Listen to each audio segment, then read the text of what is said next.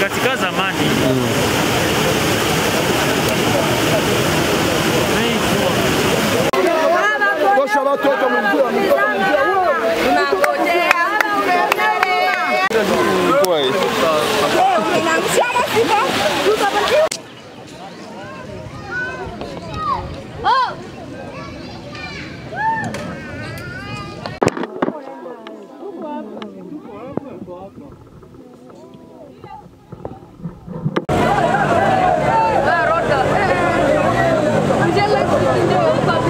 mon gouvernement pour compatir d'abord avec les familles, mais aussi solliciter la solidarité nationale.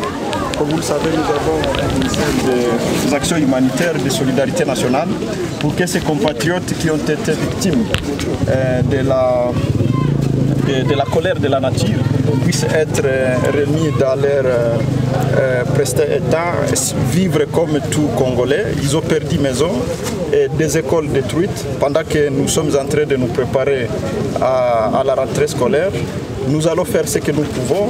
Nous allons d'abord les assister pour les enterrements, les accompagner moralement. Mais comme vous le constatez, les dégâts sont très énormes. Il nous faudra trouver des solutions urgentes d'abord pour qu'il y ait une connexion entre Goma et le reste du territoire, de Massissi, de Walikale, de Calais. On est en train de nous employer comme gouvernement provincial pour construire un pont provisoire. C'est le deuxième, troisième, j'espère, qu'on a mis là-bas. Mais il nous faut un pont définitif. Nous avons toujours alerté et nous continuerons à alerter. Les députés nationaux qui sont avec nous ont promis de faire le plaidoyer aussitôt arrivés à Kinshasa.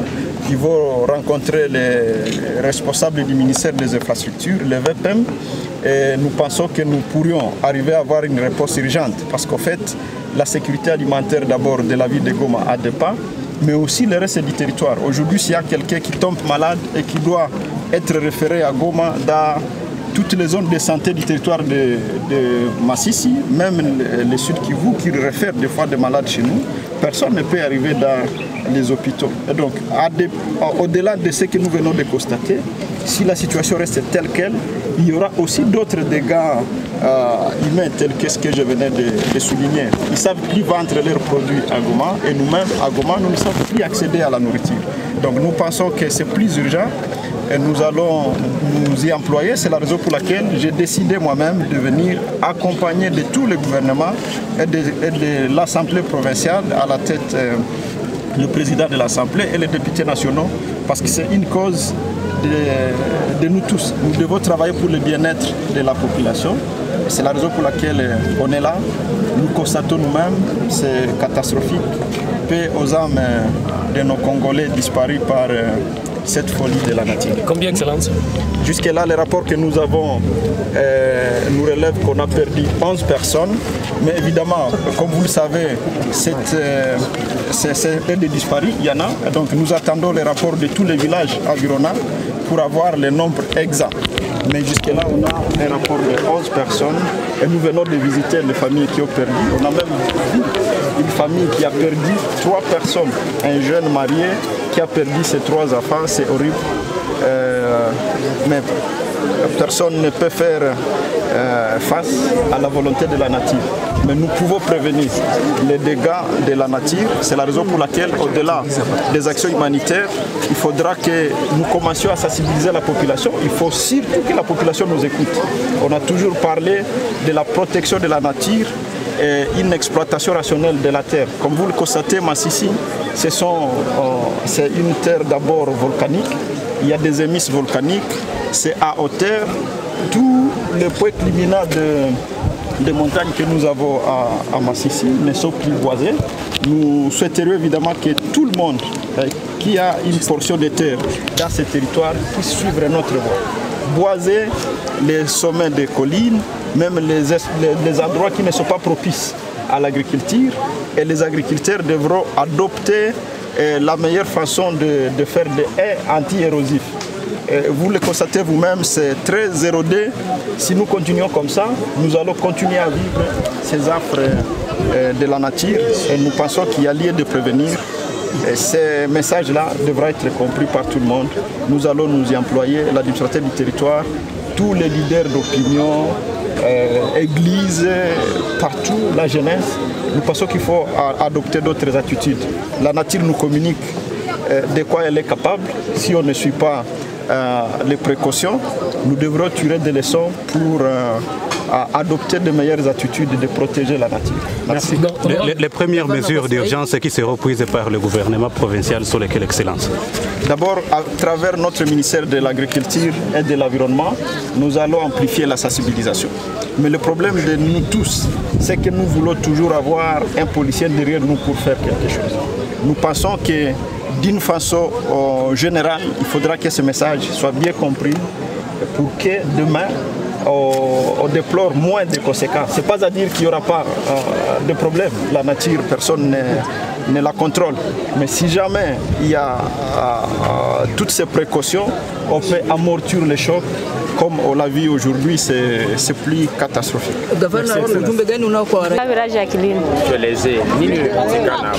Tikana hapa maji ilikuwa ya mingi sana, mvula ilinyesha, kilalo chote kikaenda, na msaada tunaomba juu kutengeneza kilalo. Na hiyo mvula tuelezee, ilikuwa siku gani na watu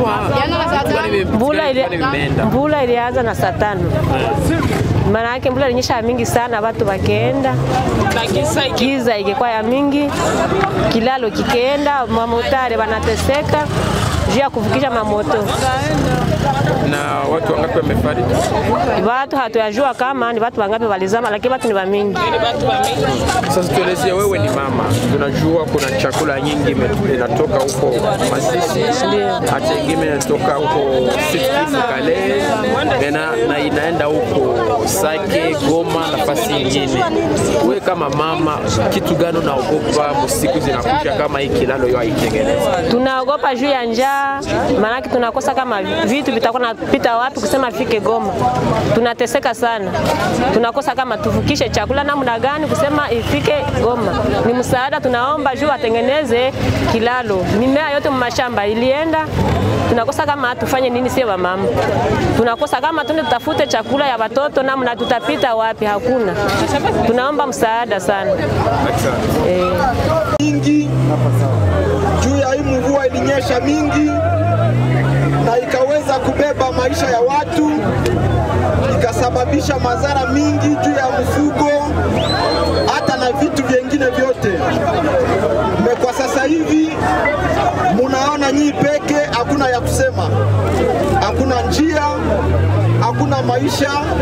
Sasa hivi Goma hakuna maisha, Masisi hakuna maisha, hata Boremana ukakuwa mgonjwa sasa hivi wa kupeleka kudawa, hatujue tutafanya nini. C'est pourquoi tulikuja sie bote bafanya siasa ya Nord Kivu, tuko na president wa assemblée hapa na wa député nationaux na wa provinciaux, ili tuweze kuhakikisha kama tumepata solution. Kukuja yetu hapa haiko tu kukia kuona, tunatafuta kukuambia kama hii shida nimekuja hapa mara pili.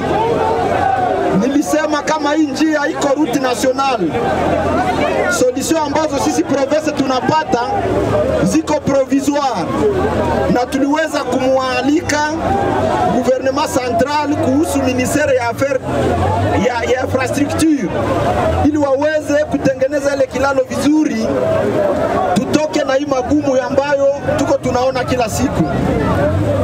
Tumeweza kupata solution provisoire, lakini ziko zinaenda juu ya magumu ya mvua. Mema solution kuma probleme ya nature tunapaswa kuziprevenir. Mesa zinafika, hatuwezi kukata tumaini juu au yue saa gani pula itatomboka. Hata mainji zengine zenye ziko na infrastructure za mzuri zinapoteza hata manyumba. C'est pourquoi hapa hatuwezi kufanya condamnation za mingi sana. Ni nature ndio inatufikisha hapa. Sisi kufika hapa ni kuhakikisha kama hii probleme sie bote tumeikamatilia vizuri na tupate solution. Tulisemaka solution definitive ni kujenga boya mzuri. mzuri yenye inaweza resiste kuma intemperi zote, paske hizi tunafanyaka hapa ni za kusaidia watu kupita. Ni barabara ya maana sana, aiende tu Masisi territoire mais inaenda Bukavu. Iko route nationale numero 2. Donc barabara ya pili muinji tunapaswa kuiangalia. C'est pourquoi nitawaomba wandugu wenye tuko nao wawasalimie. Sawa, tawasalimia ni kuwapa pole. Hapa haiko madiskuru za mingi sana, ni pole. Tunajua watu walizama na tutafanya nguvu tuone kama kuko njia, tuone madega ili tuweze kufanya rapport ku gouvernement central, na yenye tunaweza kufanya sisi kama gouvernement provincial tutafanya. Kuna mambo mingi, dega humanitaire ziko pale, tuzione. Me solution kubwa haiko ile, solution kubwa ni pont. Tuhakikishe kama tumepata pont yenye itaweza kutusaidia kila siku. Hakuna kiongozi yoyote, hata presida wetu sasa nilimupatia rapport na mtumia maimage, alisema nitawapa pole yake. Hakuna mwenye anaweza kuitika hii situation. C'est pourquoi tulikuya na wale ambao wanatutetea kila siku. Wadepute nationaux wanatutetea na sisi, wanatetea province na wanatetea inji yote. C'est pourquoi niko na mbele nimupatie presida wa assemblée neno